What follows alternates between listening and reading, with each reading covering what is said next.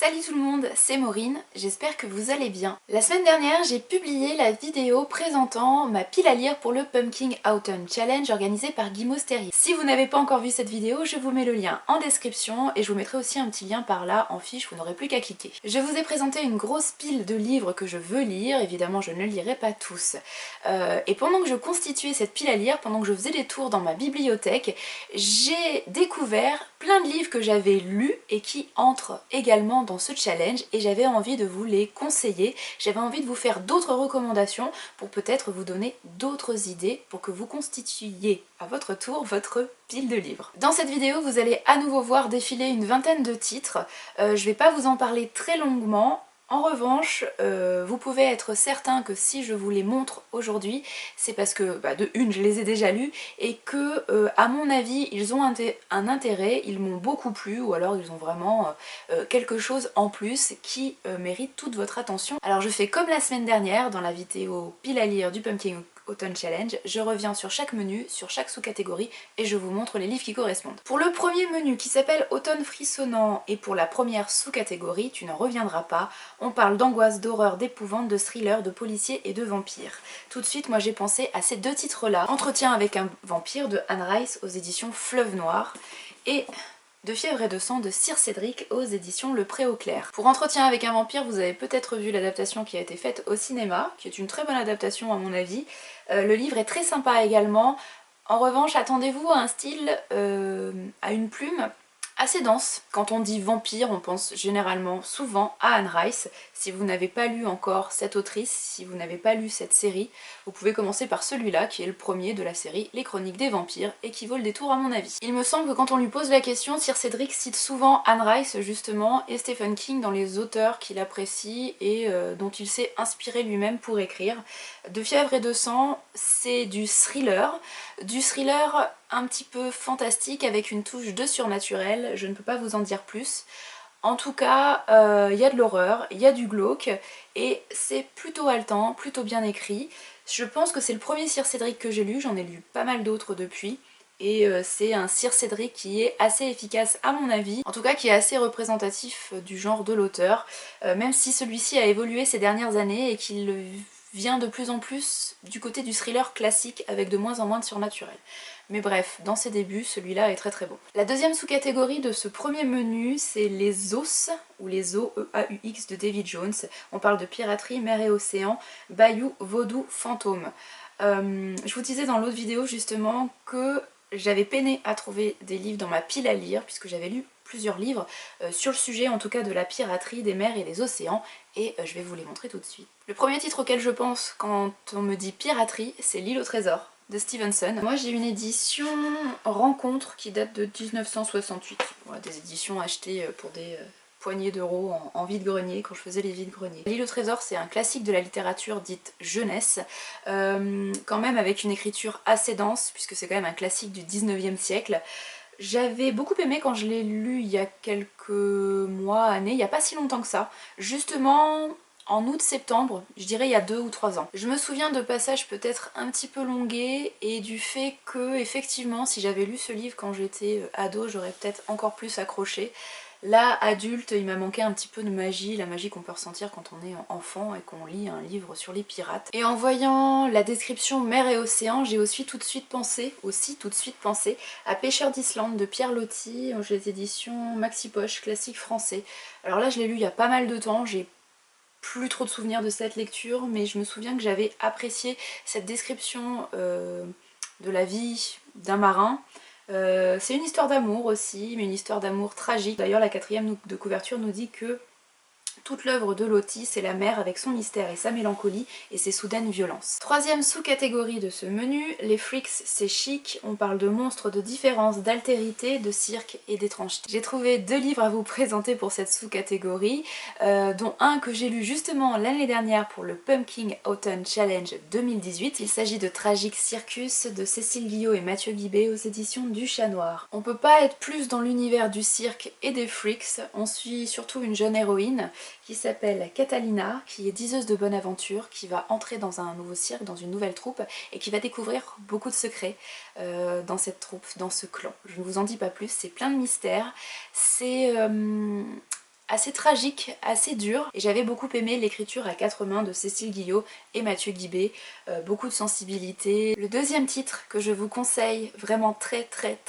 fort, ça a été un gros coup de cœur quand je l'ai lu à sa sortie il y a plusieurs années, c'est Joseph Carré Méric de Denise Van P aux éditions sandave.com. C'est une BD. Peut-être avez-vous reconnu ce nom, qui est celui d'un homme, d'un personnage qui est rentré dans notre imaginaire, mais un homme qui a véritablement existé, qui est surtout connu grâce ou à cause de l'adaptation de David Lynch, l'adaptation au cinéma qui s'appelle Elephant Man, qui est un film magnifique que je vous conseille, mais que je vous conseille avec des mouchoirs. Bref, là on a la biographie de cet homme, petit garçon qui devient bête de cirque, bête de foire, exhibé. C'est très triste, très beau. Le deuxième menu de ce Pumpkin Autumn Challenge est le menu Automne Enchanteur avec 4 sous-catégories. La première de ces sous-catégories s'appelle Down by the Saley Gardens, et donc dans cette sous-catégorie nous avons les mots-clés poèmes romanesques, romance, gothique. Pour cette sous-catégorie, je vous en ai déjà parlé dans la vidéo pile à lire, je vois très bien ce titre de Goethe, Les souffrances du jeune Werther, je ne sais pas comment on le dit, aux éditions Folio Classique, qui est le titre emblématique, je pense, du romantisme allemand de la fin du XVIIIe siècle, et qui revient très bien sur ce romantisme limite gothique avec beaucoup d'introspection, ce personnage très mélancolique qui va nous raconter tous ses sentiments, toutes ses réflexions autour de l'amour notamment, tout ça dans une nature vraiment très présente.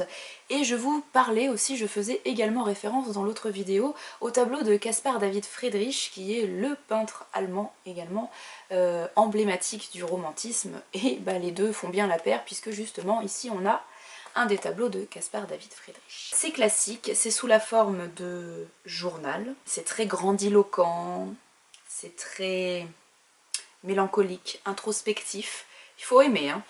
Moi j'avoue que le narrateur m'avait pas mal gonflé quand j'avais lu, mais je pense que c'est un monument à lire au moins une fois pour vraiment savoir ce que c'est le romantisme originel, et pas les romances, le romantisme qu'on imagine au XXIe siècle, ça n'a rien à voir. Pour le côté gothique torturé, j'ai pensé tout de suite au Haut de Hurlevent d'Émilie Brontë. J'ai là aussi une édition chinée en vide-grenier, là c'est France Loisirs. C'est très torturé, très sombre, donc c'est une vision de l'amour, de la passion amoureuse qui est dévastatrice. Voilà, il faut apprécier.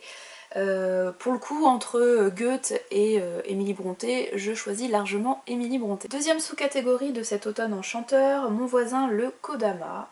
Et donc là les mots-clés sont forêt, esprit, légende, voyage, nature writing. Je commence avec L'épouse de bois de Terry Windling aux éditions Les moutons électriques, collection La bibliothèque voltaïque. J'adore cette illustration, j'adore le mystère et l'ambiguïté de cette illustration, je l'ai déjà dit plein de fois donc je vais pas me répéter, mais je trouve que c'est vraiment représentatif de ce que pour moi est le merveilleux et la féerie. Le bon, mauvais, on sait pas trop, le fascinant, repoussant, on sait pas trop non plus. Bref, L'épouse de bois, ça se passe dans le désert aux États-Unis, mais je sais plus exactement où. En Arizona, voilà, en plein désert en Arizona. Donc pas du tout dans la forêt, même s'il y a un petit côté folklore et presque folklore celtique ou plutôt chamanique là-dedans, avec des créatures un petit peu bizarres et il se passe des choses un petit peu bizarres. Autre titre qui se passe plutôt aux États-Unis, cette fois-ci plutôt dans la forêt, mais qui là aussi a un petit côté folklore celtique et surtout un petit côté très inquiétant. Fairy de Raymond E. Feist aux éditions Milady. C'est un peu une bricasse. J'avais beaucoup aimé cette lecture qui m'avait à la fois fascinée et terrifiée. Cette famille qu'on va rencontrer va vivre des choses très inquiétantes dans leur petite maison perdue au milieu de nulle part. Autre forêt très inquiétante, cette fois en Europe, en Allemagne, entre la France et l'Allemagne, la forêt noire. Alors là on passe carrément du côté de l'horreur plus que de la féerie, il se passe plein de choses bizarres dans cette forêt. C'est Le songe d'Adam de Sébastien Péguin aux éditions L'Homme sans nom. Je pense que la couverture parle d'elle-même. Ce cerf très inquiétant. De l'horreur en pleine forêt allemande, allez-y. Troisième sous-catégorie pour cet automne enchanteur, la sous-catégorie Misty Day avec les mots-clés déesse, dieu, résurrection, nécromancie, animaux. Je vous ai sélectionné 2 livres complètement différents mais qui mettent en scène des dieux et des déesses. Je commence avec un titre que j'ai lu quand j'étais ado et que j'avais absolument adoré. Ça s'appelle La prophétie maudite de P.C. Cast. Alors oui, il y a de la romance là-dedans, clairement, c'est pour ça que ça appartient à Harlequin, mais j'avais aussi et surtout beaucoup aimé tout l'univers mythologique qu'il y a à côté et l'univers aussi très wiccan, j'ai envie de dire, qui est assez propre à P.C. Cast. On va suivre une jeune femme qui est l'élu de la déesse Epona. Epona qui était la déesse gauloise, si je ne dis pas de bêtises, des chevaux. Et donc là on va évoluer dans un monde où les centaures et les humains évoluaient côte à côte avant, et il y a eu une espèce de guerre, et maintenant ce sont 2 clans ennemis. Et vous vous en doutez, une histoire d'amour va réunir ces 2 clans forcément. De ce point de vue-là, c'est pas hyper original, mais vraiment cet aspect chamanique, celtique, magique, wiccan, voilà, tout ça, m'avait vraiment époustouflé au moment où j'avais lu ça quand j'étais ado, et je pense que ça a quand même pas mal participé à la construction de celle que je suis aujourd'hui. J'ai des souvenirs de descriptions de rituels là-dedans qui sont encore vraiment ancrés dans ma tête. Ça m'a beaucoup marqué. C'est le premier tome d'une série autour de ce personnage, autour de la déesse Epona, de cette mythologie un petit peu celtico-gauloise. Les suivants étaient pas très bons, je les ai tous. Je suis pas sûre que ça se trouve encore parce que ça a pas été réédité à mon avis et c'est complètement épuisé, mais si vous les trouvez d'occasion, si vous n'êtes pas trop regardant sur le côté romance, je pense que l'univers pourrait vous plaire. En tout cas j'ai très envie de le relire moi, peut-être que je serai très déçue à la relecture, mais je sais pas. Pour une lecture légère avec un univers vraiment qui me parle beaucoup, j'ai envie de me replonger là-dedans. Et alors un titre complètement différent mais qui parle de dieux et de déesses, c'est Nous les dieux, le premier tome de la trilogie de Bernard Werber aux éditions Albin Michel. Là aussi j'aimerais beaucoup relire ce premier tome parce que c'est une trilogie que je n'ai jamais terminée alors que j'ai les tomes suivants dans ma pile à lire. Donc ça me plairait beaucoup de reprendre cette lecture et de relire. J'avais beaucoup aimé ce premier tome quand j'étais ado, j'avais trouvé ça très surprenant quand je l'ai lu quand j'étais ado. Et en gros on va se retrouver dans une école de dieux.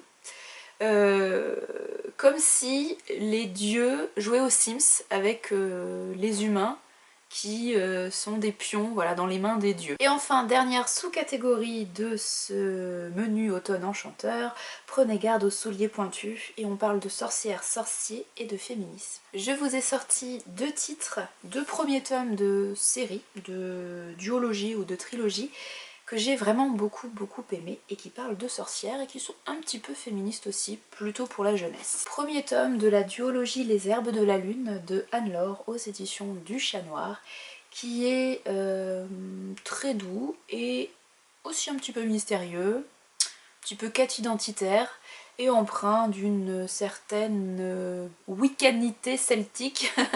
Voilà, beaucoup de sorcellerie d'un point de vue plutôt voilà, Wicca, celticisme, breton même, Bretagne. Sœur sorcière, la trilogie de Jessica Spotswood aux éditions Nathan.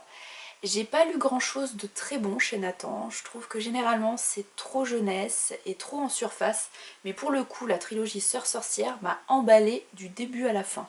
Voilà, ces jeunes femmes confrontées à beaucoup de difficultés, un aspect un petit peu historique puisqu'on est dans une sorte de fin 19e, début 20e, un petit peu imaginaire mais quand même avec beaucoup de codes qui nous rappellent notre histoire à nous. Et puis ces 3 sœurs, ce côté très fraternel, voilà, ça m'avait beaucoup plu, j'avais trouvé ça bien écrit, des intrigues bien menées, du suspense, de l'émotion, bref, une trilogie que je vous conseille les yeux fermés. Pour le troisième menu, qui est le menu automne douceur de vivre, il y a 3 sous-catégories. La première s'appelle Jack O'Lantern et les mots-clés sont Halloween, enfance, Samhain et Feel Good. Je l'ai vu passer dans plusieurs piles à lire cette année, et effectivement je trouve que c'est un titre qui se prête très bien à ce challenge et notamment à ce menu, à cette sous-catégorie. C'est Coraline de Neil Gaiman. Moi j'ai une édition France Loisirs. Coraline, c'est vendu comme un titre jeunesse, mais jeunesse assez angoissant. Je ne sais pas si vous avez vu l'adaptation qui a été faite par Henry Selick, je crois, et Tim Burton. Mais Henry Selick surtout. Entre le texte et l'adaptation, j'ai quand même préféré l'adaptation que j'ai découvert avant le texte, mais ça vaut le coup. Voilà, de lire ce titre.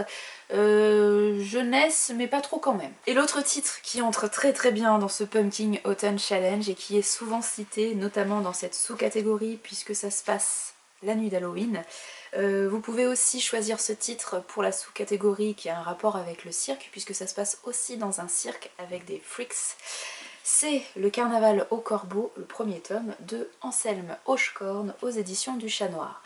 Vous le remarquez peut-être, mais les éditions du Chat Noir devraient devenir partenaires de ce challenge, puisque la plupart des titres entrent dans la plupart des catégories de ce challenge. C'est plutôt dense parce que Anselme Hochecorne a un style assez dense, assez imagé. C'est à la fois plein de suspense, mystérieux, un petit peu glauque, en même temps presque un petit peu émouvant parce que certains personnages, les freaks, sont pas épargnés, donc sont à la fois touchants et en même temps pas tant que ça, parce que ça reste des personnages parfois détestables. En plus, c'est un livre qui est très très beau puisqu'il est illustré à de nombreuses reprises.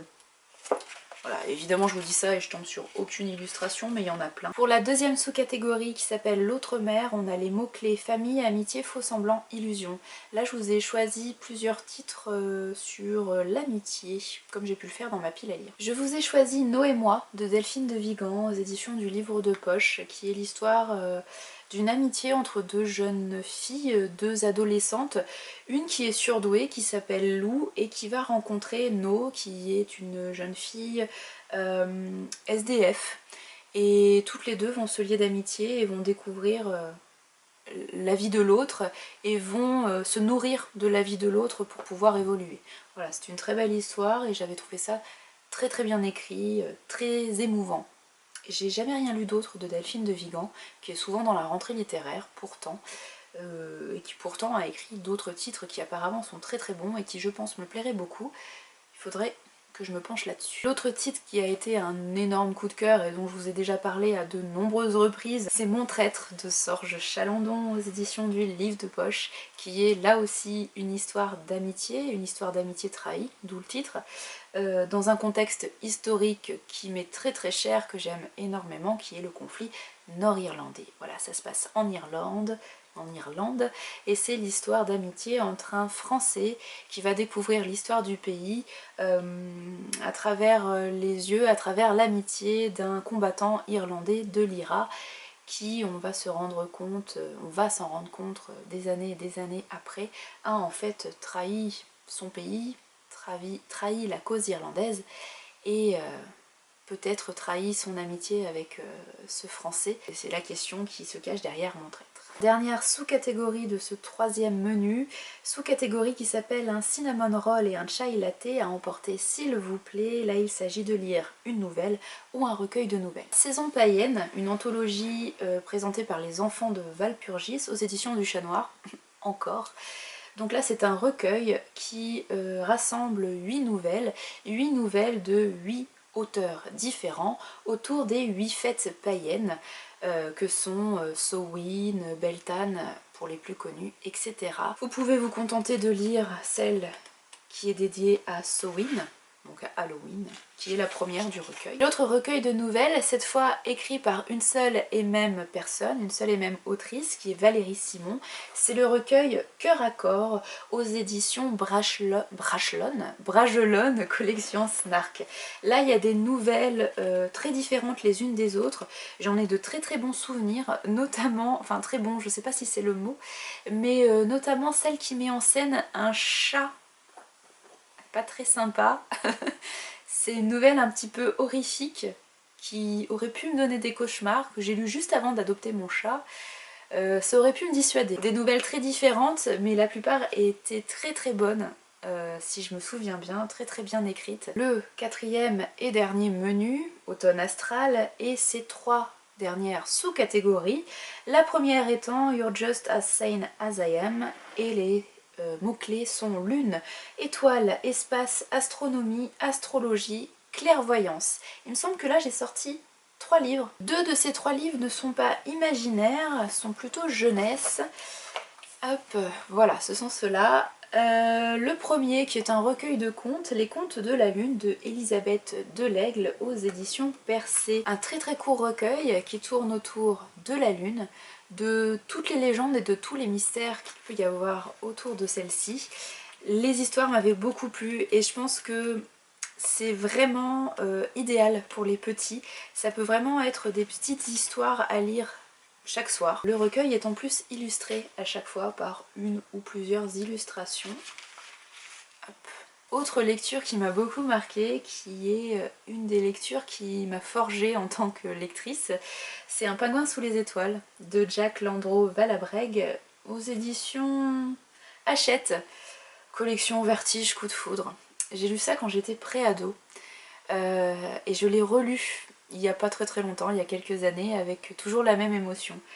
Ça se passe en Irlande, je pense que c'est un petit peu à cause de ce livre-là que mon amour pour l'Irlande s'est amplifié. Je l'avais déjà, mais ça a été peut-être le point de départ de mon adoration pour le pays. On va suivre une jeune adolescente qui a 13 ou 14 ans, 13 ans, qui s'appelle Patricia, et qui va aller passer un été en Irlande. Elle est française, mais elle passe un été en Irlande chez un oncle ou une tante, ou je sais plus, enfin bon bref. Au milieu des landes irlandaises où il n'y a absolument rien. Et elle va faire la rencontre d'un jeune homme un petit peu mystérieux qui a priori un secret. Et on va découvrir quel est ce secret. Donc forcément c'est de la romance, hein, vous vous en doutez, c'est très très rose. C'est très romance adolescente, bluette adolescente j'ai envie de dire, mais j'avais trouvé ça très mignon, très émouvant, et quand je l'ai relu, ben, j'ai trouvé ça toujours aussi mignon. Alors peut-être que j'ai une tendresse particulière pour ce livre, parce que voilà, il est important pour mon histoire de lectrice et pour mon histoire tout court. Et peut-être que c'est complètement nul en fait, hein, mais voilà, je l'aime beaucoup. Et troisième livre que j'ai sélectionné pour cette sous-catégorie, qui je trouve entre bien là-dedans et qui pourrait plaire à beaucoup d'entre vous, c'est Stardust, le mystère de l'étoile de Neil Gaiman, encore un Neil Gaiman, aux éditions J'ai lu. J'ai lu ce titre après avoir vu l'adaptation qui a été faite au cinéma, adaptation que j'aime vraiment beaucoup. Du mystère, du folklore, de la féerie, de l'humour, du suspense, du rythme, bref, plein de choses. Et si vous ne connaissez pas cette histoire, voilà, je vous invite à lire le livre, ou au moins à voir l'adaptation qui fait franchement passer un très très bon moment, avec de super acteurs en plus. La deuxième sous-catégorie de ce menu s'appelle Rêverons-nous de moutons électriques et parle de rêves de science-fiction, d'androïdes et de post-apocalyptique. Là j'ai pris un titre qui est plutôt du côté du rêve et qui est jeunesse, et un autre titre qui est plutôt du côté de la science-fiction des androïdes, qui est plutôt young adulte, voire adulte. Le purement jeunesse, c'est Un rêve ensorcelé, qui parle de rêve aussi, qui est écrit par Anne Beaugrand et illustré par Mille Rocky, aux éditions Les Deux Encres, collection Encre Junior. Donc c'est un tout petit livre, hein. Vraiment pour les petits, c'est une première lecture à partir de 8 ans. J'en garde un assez bon souvenir, et là aussi ça parle de cirque d'ailleurs, vous pouvez le mettre. Dans la sous-catégorie qui parle de cirque. Par contre c'est pas du tout le côté cirque glauque, quoi qu'il y a un petit côté inquiétant quand même. Côté science-fiction Android, ça me paraissait évident quand je constituais ma pile à lire. J'aurais bien aimé lire le deuxième tome de cette série, mais je ne le possède pas. Donc je vous montre le premier tome que j'ai lu et que j'ai bien aimé, le premier tome des Chroniques lunaires, premier tome qui s'appelle Cinder, c'est de Marissa Meyer aux éditions Pocket Jeunesse et je pense que vous pouvez le voir avec l'illustration de couverture. C'est effectivement de la science-fiction et ça met effectivement en scène des androïdes dans une réécriture de conte qui est plutôt bien trouvée, bien fichue. Enfin, dernière sous-catégorie de ce dernier menu, donc dernière des dernières sous-catégories, qui s'appelle Songe d'une nuit d'automne.